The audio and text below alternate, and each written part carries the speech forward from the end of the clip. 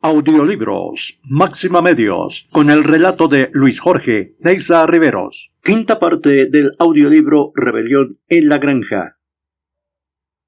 Sin embargo, el sentimiento contra Frederick continuó en aumento. Un domingo por la mañana, Napoleón se presentó en el granero y explicó que en ningún momento había tenido intención de vender la pila de madera a Frederick. Él consideraba incompatible con su dignidad tener trato con bribones de esa calaña. A las palomas, que aún eran enviadas para difundir noticias referentes a la rebelión, les fue prohibido pisar Foxwood y también fueron forzadas a abandonar su lema anterior de «Muerte a la humanidad», reemplazándolo por «Muerte a Frederick». A fines de verano fue puesta al descubierto una nueva intriga de Snowball. Los campos de trigo estaban llenos de malezas y se descubrió que en una de sus visitas nocturnas, Snowball había mezclado semillas de cardos con las semillas de trigo. Un ganso, cómplice del complot, había confesado su culpa a Squealer y se había suicidado inmediatamente ingiriendo unas hierbas tóxicas. Los animales se enteraron también de que Snowball nunca había recibido, como muchos de ellos habían creído hasta entonces, la orden de héroe animal de primer grado. Era simplemente una leyenda difundida poco tiempo después de la batalla del establo de las vacas por Snowball mismo. Lejos de ser condecorado, fue censurado por demostrar cobardía en la batalla.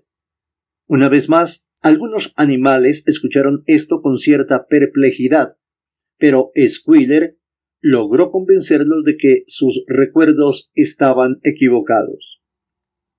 En el otoño, mediante un tremendo y agotador esfuerzo, porque la cosecha tuvo que realizarse casi al mismo tiempo, se concluyó el molino de viento. Aún faltaba instalar la maquinaria y Whymper negociaba su compra todavía, pero la construcción estaba terminada. A despecho de todas las dificultades, a pesar de la inexperiencia, de las herramientas primitivas, de la mala suerte y de la traición de Snowball, el trabajo había sido terminado puntualmente en el día fijado. Muy cansados, pero orgullosos, los animales daban vueltas y más vueltas alrededor de su obra maestra, que a su juicio aparecía aún más hermosa que cuando fuera levantada por primera vez. Además, el espesor de las paredes era el doble de lo que había sido antes. Únicamente con explosivos sería posible derrumbarlo esta vez, y cuando recordaban cómo habían trabajado, el desaliento que habían superado y el cambio que produciría en sus vidas cuando las aspas estuvieran girando y los dinamos funcionando, cuando pensaban en todo esto, el cansancio desaparecía y brincaban alrededor del molino, profiriendo gritos de triunfo. Napoleón mismo, acompañado por sus perros y su gallo, se acercó para inspeccionar el trabajo terminado. Personalmente felicitó a los animales por su proeza y anunció que el molino sería llamado Molino Napoleón. 2 días después, los animales fueron citados para una reunión especial en el granero. Quedaron estupefactos cuando Napoleón les anunció que había vendido la pila de madera a Frederick. Los carros de Frederick comenzarían a llevársela. Durante todo el período de su aparente amistad con Pilkington, Napoleón en realidad había estado secretamente de acuerdo con Frederick. Todas las relaciones con Foxwood fueron cortadas mientras se enviaban mensajes insultantes a Pilkington. A las palomas se les comunicó que debían evitar la granja Pinchfield y modificar su lema de «Muerte a Frederick» por «Muerte a Pilkington». Al mismo tiempo, Napoleón aseguró a los animales que los rumores de un ataque a granja animal eran completamente falsos y que las noticias respecto a las crueldades de Frederick con sus animales habían sido enormemente exageradas. Todos esos rumores probablemente habían sido propagados por Snowball y sus agentes. Ahora se descubriría que Snowball no estaba escondido en la granja Pinchfield y que, en realidad, en su vida había estado allí. Residía en Foxwood, con un lujo extraordinario, según decían, y al parecer había sido un protegido de Pilkington durante muchos años. Los cerdos estaban asombrados por la astucia de Napoleón. Mediante su aparente amistad con Pilkington, forzó a Frederick a aumentar su precio en 12 libras. Pero la superioridad de la mente de Napoleón, dijo Schuyler, fue demostrada por el hecho de que no se fió de nadie, ni siquiera de Frederick. Este había querido abonar la madera con algo que se llama cheque, el cual, al parecer, era un pedazo de papel con la promesa de pagar la cantidad escrita en el mismo. Pero Napoleón fue demasiado listo para él. Había exigido el pago en papeles auténticos de 5 libras que debían abonarse antes de retirar la madera. Frederick pagó y el importe abonado alcanzaba justamente para comprar la maquinaria necesaria para el molino de viento. Mientras tanto, la madera era llevada a toda prisa. Cuando ya había sido totalmente retirada, se efectuó otra reunión especial en el granero para que los animales pudieran contemplar los billetes de banco de Frederick. Sonriendo beatíficamente y luciendo sus 2 condecoraciones, Napoleón reposaba en su lecho de paja sobre la plataforma, con el dinero al lado suyo, apilado con esmero sobre un plato de porcelana de la cocina. Los animales desfilaron lentamente a su lado y lo contemplaron hasta el hartazgo. Boxer estiró la nariz para oler los billetes y los delgados papeles se movieron y crujieron ante su aliento. 3 días después, se registró un terrible alboroto. Whymper, extremadamente pálido, llegó a toda velocidad montando en su bicicleta, la tiró al suelo al llegar al patio y entró corriendo. Enseguida se oyó un sordo rugido de rabia desde el aposento de Napoleón. La noticia de lo ocurrido se difundió por la granja como la pólvora.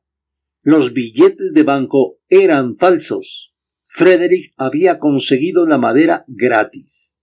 Napoleón reunió inmediatamente a todos los animales y con terrible voz decretó sentencia de muerte para Frederick. Cuando fuera capturado, dijo, Frederick debía ser escaldado vivo.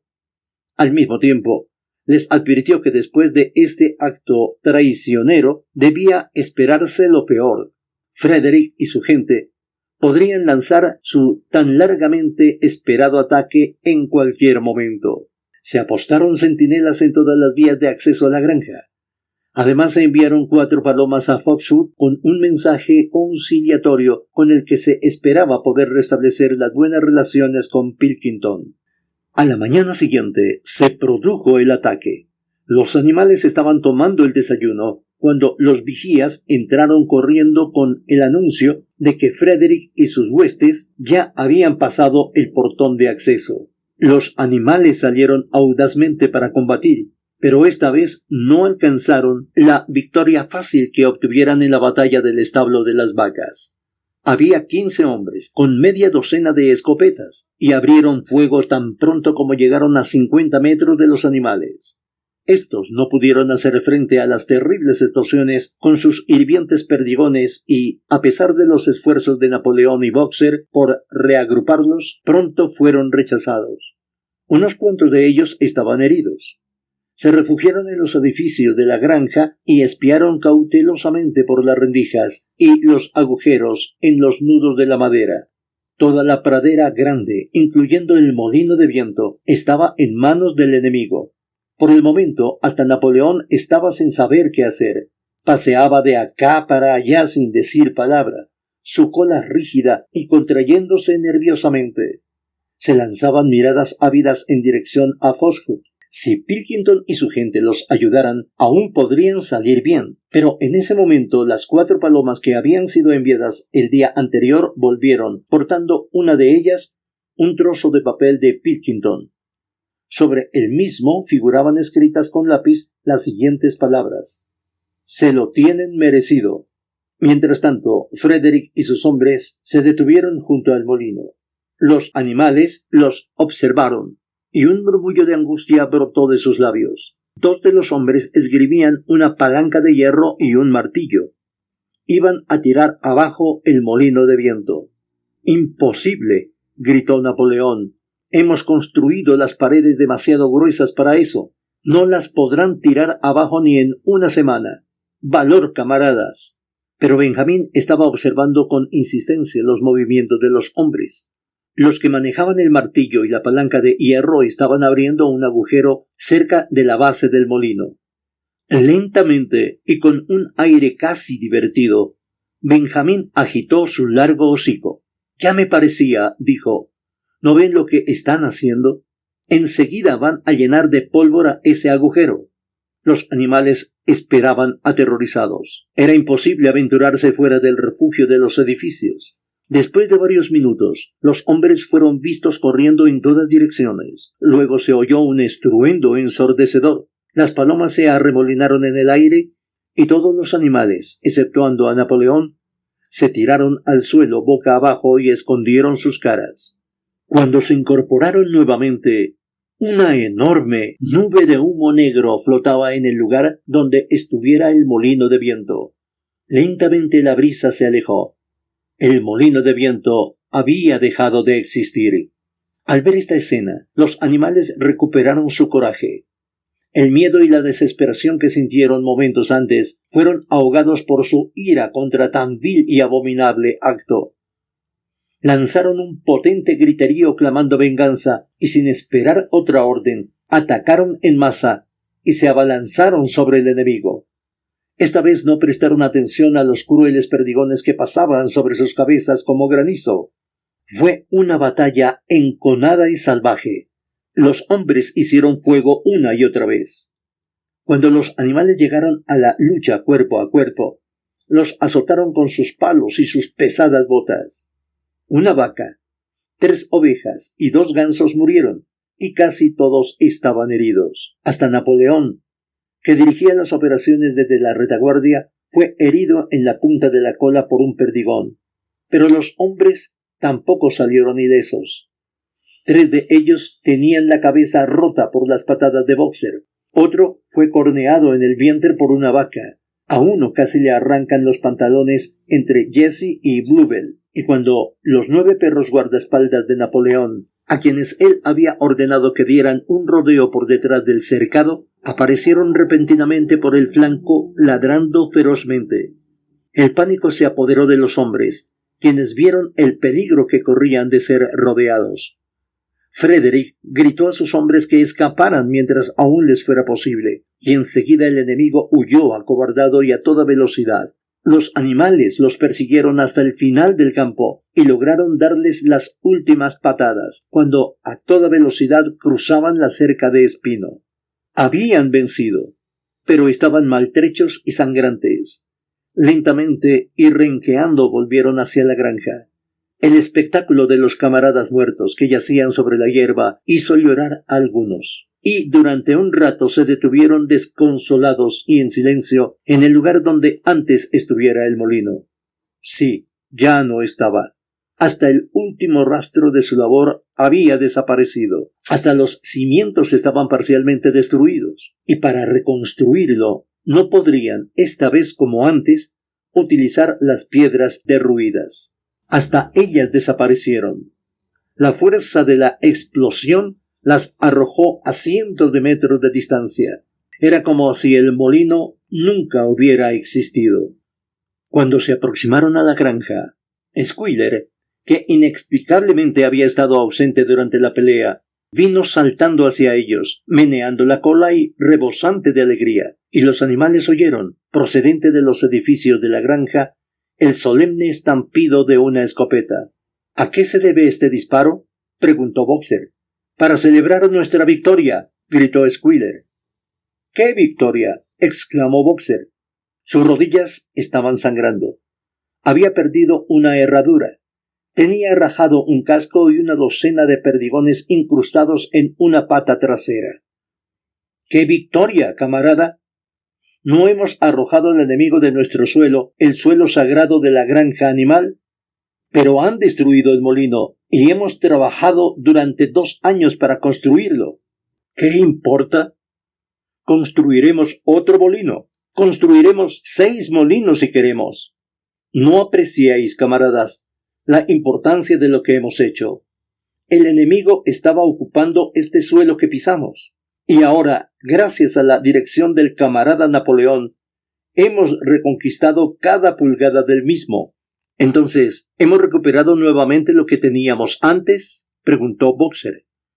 Esa es nuestra victoria, agregó Squealer. Entraron renqueando en el patio. Los perdigones, incrustados en la pata de Boxer, le quemaban dolorosamente. Veía ante sí la pesada labor de reconstruir el molino desde los cimientos y, en su imaginación, se preparaba para la tarea. Pero por primera vez se le ocurrió que él tenía 11 años de edad y que tal vez sus grandes músculos ya no fueran lo que habrían sido antes. Pero cuando los animales vieron flamear la bandera verde y sintieron disparar nuevamente la escopeta, 7 veces fue disparada en total, y escucharon el discurso que pronunció Napoleón, felicitándolos por su conducta, les pareció que, después de todo, habían conseguido una gran victoria. Los muertos en la batalla recibieron un entierro solemne. Boxer y Clover tiraron del carro que sirvió de coche fúnebre y Napoleón mismo encabezó la comitiva. Durante 2 días enteros se efectuaron festejos, hubo canciones, discursos y más disparos de escopeta, y se hizo un obsequio especial de una manzana para cada animal, con 2 onzas de maíz para cada ave y 3 bizcochos para cada perro.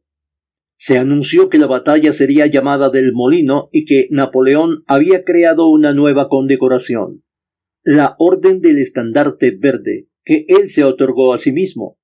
En el regocijo general se olvidó el infortunado incidente de los billetes de banco. Unos días después, los cerdos hallaron un cajón de whisky en el sótano de la casa. Había sido pasado por alto cuando se ocupó el edificio. Aquella noche se oyeron desde la casa canciones en alta voz, donde, para sorpresa de todos, se entremezclaban los acordes de Bestias de Inglaterra. A eso de las 9:30, Napoleón, luciendo un viejo bombín del señor Jones, fue visto salir por la puerta trasera, galopar alrededor del patio y entrar nuevamente. Pero, por la mañana, reinaba un silencio profundo en la casa. Ni un cerdo se movía. Eran casi las 9 cuando Squealer hizo su aparición, caminando lenta y torpemente, sus ojos opacos, su cola colgando flácidamente y con el aspecto de estar seriamente enfermo. Reunió a los animales y les dijo que tenía que comunicarles malas noticias. El camarada Napoleón se estaba muriendo. Muestras de dolor se elevaron en un grito al unísono. Se colocó paja en todas las entradas de la casa y los animales caminaban de puntillas. Con lágrimas en los ojos, se preguntaban unos a otros qué harían si perdieran a su líder. Se difundió el rumor de que Snowball, a pesar de todo, había logrado introducir veneno en la comida de Napoleón. A las 11 salió Squealer para hacer otro anuncio. Como último acto suyo sobre la tierra, el camarada Napoleón emitía un solemne mandato. La acción de beber alcohol sería castigada con la muerte. Al anochecer, sin embargo, Napoleón parecía estar algo mejor y a la mañana siguiente Squealer pudo decirles que se hallaba en vías de franco restablecimiento. Esa misma noche Napoleón estaba en pie y el otro día se supo que había ordenado a Whymper que comprara en Willingdon algunos folletos sobre la fermentación y destilación de bebidas. Una semana después, Napoleón ordenó que fuera arado el campo detrás de la huerta, destinado como lugar de esparcimiento para animales retirados del trabajo. Se dijo que el campo estaba agotado y era necesario cultivarlo de nuevo. Pero pronto se supo que Napoleón tenía intención de sembrarlo con cebada. Más o menos por esa época ocurrió un raro incidente que casi nadie fue capaz de entender. Una noche, a eso de las 12, se oyó un fuerte estrépito en el patio, y los animales salieron corriendo. Era una noche clara, de luna. Al pie de la pared del granero principal, donde figuraban inscritos los 7 mandamientos, se encontraba una escalera rota en 2 pedazos. Squealer, momentáneamente aturdido, estaba tendido en el suelo y muy cerca estaban una linterna, un pincel y un tarro volcado de pintura blanca. Los perros formaron inmediatamente un círculo alrededor de Squealer y lo escoltaron de vuelta a la casa en cuanto pudo caminar. Ninguno de los animales lograba entender lo que significaba eso, excepto el viejo Benjamín, que movía el hocico con aire enterado, aparentando comprender, pero sin decir nada. Pasados unos cuantos días, cuando Muriel estaba leyendo los 7 mandamientos, notó que había otro que los animales recordaban malamente. Ellos creían que el 5.º mandamiento decía: «Ningún animal beberá alcohol», pero pasaron por alto 2 palabras. Ahora el mandamiento indicaba: «Ningún animal beberá alcohol en exceso». En la 5ª parte del audiolibro Rebelión en la Granja pasamos al capítulo 9. El casco partido de Boxer tardó mucho tiempo en curar. Habían comenzado la reconstrucción del molino al día siguiente de terminarse los festejos de la victoria. Boxer se negó a tomar ni siquiera un día de asueto e hizo cuestión de honor al no dejar ver que estaba dolorido. Por las noches le admitía reservadamente a Clover que el casco le molestaba mucho. Clover lo curaba con emplasto de hierbas que preparaba mascándolas, y tanto ella como Benjamín pedían a Boxer que trabajara menos. «Los pulmones de un caballo no son eternos», le decía ella. Pero Boxer no le hacía caso. Solo le quedaba, dijo, una verdadera ambición: ver el molino bien adelantado antes de llegar a la edad de retirarse. Al principio, cuando se formularon las leyes de granja animal, se fijaron las siguientes edades para jubilarse: caballos y cerdos a los 12 años, vacas a los 14, perros a los 9, ovejas a los 7 y gallinas y gansos a los 5. Se establecieron pensiones generosas para la vejez. Hasta entonces ningún animal se había retirado, pero últimamente la discusión del asunto fue en aumento. Ahora que el campito de detrás de la huerta se había destinado para la cebada, circulaba el rumor de que alambrarían un rincón de la pradera larga, convirtiéndolo en campo donde pastarían los animales jubilados. Para caballos, se decía, la pensión sería de 5 libras de maíz por día y, en invierno, 15 libras de heno, con una zanahoria y posiblemente una manzana los días de fiesta. Boxer iba a cumplir los 12 años a finales del verano del año siguiente. Mientras tanto, la vida seguía siendo dura. El invierno era tan frío como el anterior y la comida aún más escasa. Nuevamente fueron reducidas todas las raciones, exceptuando las de los cerdos y las de los perros. Una igualdad demasiado rígida en las raciones, explicó Squealer, sería contraria a los principios del animalismo. De cualquier manera, no tuvo dificultad en demostrar a los demás que, en realidad, no estaban faltos de comida, cualesquiera que fueran las apariencias. Ciertamente, fue necesario hacer un reajuste de las raciones. Squealer siempre mencionaba esto como reajuste, nunca como reducción. Pero, comparado con los tiempos de Jones, la mejoría era enorme. Leyéndoles las cifras con voz chillona y rápida, les demostró detalladamente que contaban con más avena, más heno y más nabos de los que tenían en los tiempos de Jones, que trabajaban menos horas, que el agua que bebían era de mejor calidad, que vivían más años, que una mayor proporción de criaturas sobrevivía a la infancia y que tenían más paja en sus pesebres y menos pulgas. Los animales creyeron todo lo que dijo. En verdad, Jones y lo que él representaba casi se había borrado de sus memorias. Ellos sabían que la vida era dura y áspera, que muchas veces tenían hambre y frío, y generalmente estaban trabajando cuando no dormían. Pero, sin duda alguna, peor había sido en los viejos tiempos. Sentíanse contentos de creerlo así. Además, en aquellos días fueron esclavos y ahora eran libres.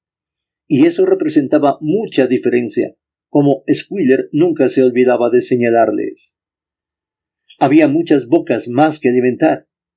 En el otoño, las 4 cerdas tuvieron crías simultáneamente, amamantando entre todas 31 cochinillos.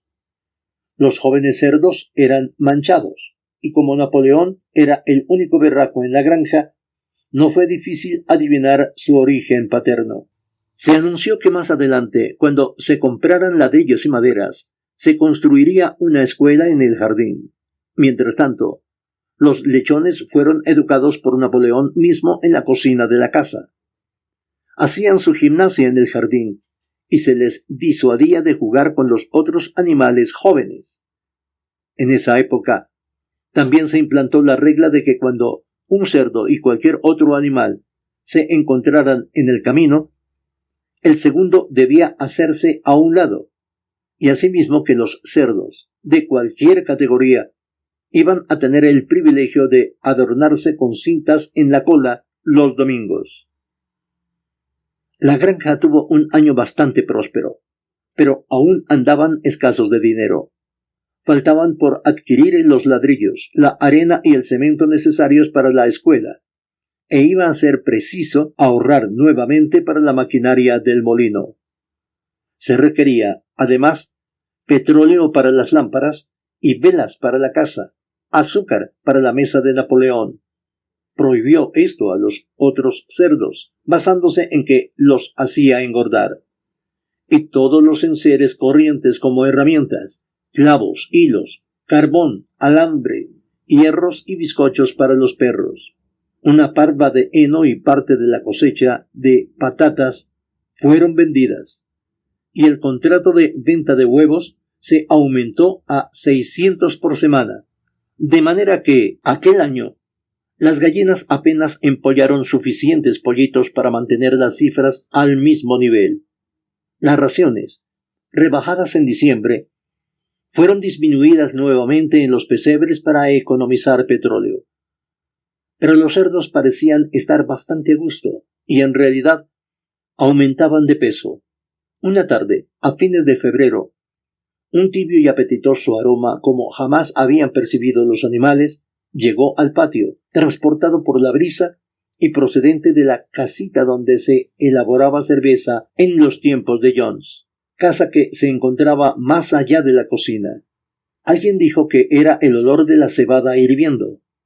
Los animales husmearon hambrientos y se preguntaron si se les estaba preparando un pienso caliente para la cena, pero no apareció ningún pienso caliente. Y el domingo siguiente se anunció que desde ese momento toda la cebada sería reservada para los cerdos. El campo detrás de la huerta ya había sido sembrado con cebada, y pronto se supo que todos los cerdos recibían una ración de una pinta de cerveza por día, y medio galón para el mismo Napoleón, que siempre se le servía en la sopera del juego guardado en la vitrina de cristal. Pero si bien no faltaban penurias que aguantar, en parte estaban compensadas por el hecho de que la vida tenía mayor dignidad que antes. Había más canciones, más discursos, más desfiles. Napoleón ordenó que una vez por semana se hiciera algo denominado demostración espontánea, cuyo objeto era celebrar las luchas y triunfos de la granja animal. A la hora indicada, los animales abandonaban sus tareas y desfilaban por los límites de la granja en formación militar, con los cerdos a la cabeza, luego los caballos, las vacas, las ovejas y después las aves.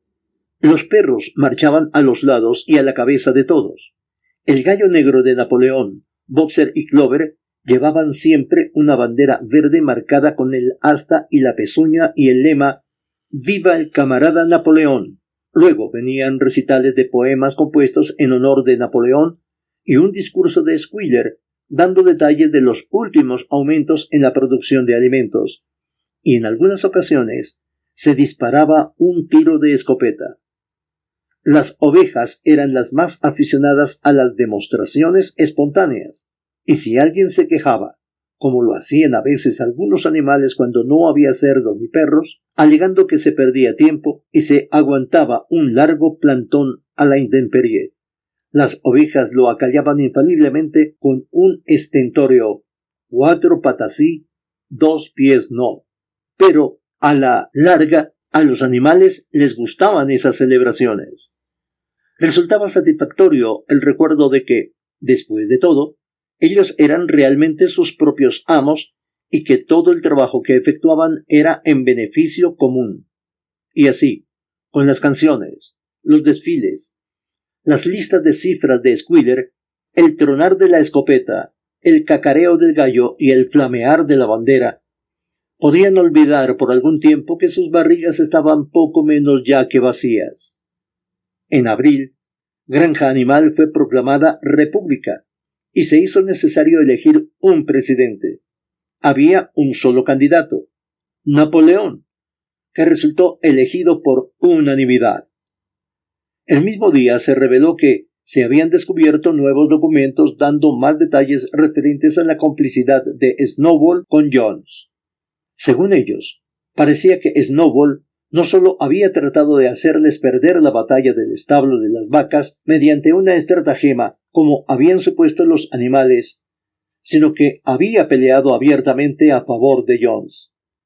En realidad, fue él quien dirigió las fuerzas humanas y arremetió en la batalla con las palabras «¡Viva la humanidad!».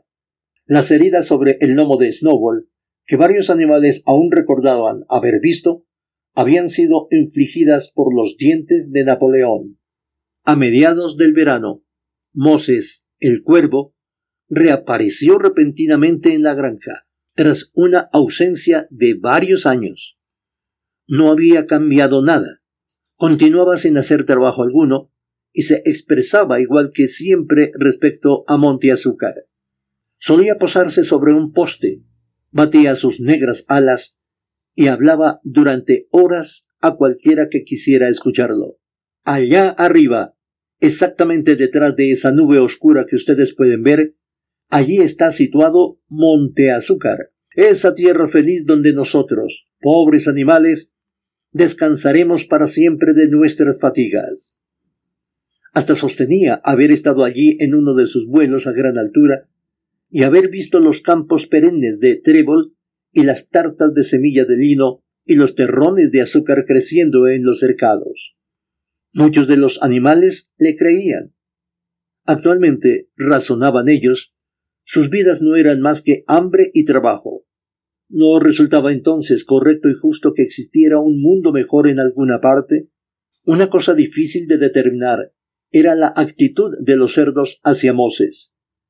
Todos ellos declaraban desdeñosamente que sus cuentos respecto a Monte Azúcar eran mentiras, y sin embargo, le permitían permanecer en la granja sin trabajar con una pequeña ración de cerveza por día. Después de habérsele curado el casco, Boxer trabajó más que nunca. Ciertamente, todos los animales trabajaron como esclavos aquel año. Aparte de las faenas corrientes de la granja y la reconstrucción del molino, estaba la escuela para los cerditos, que se comenzó en marzo.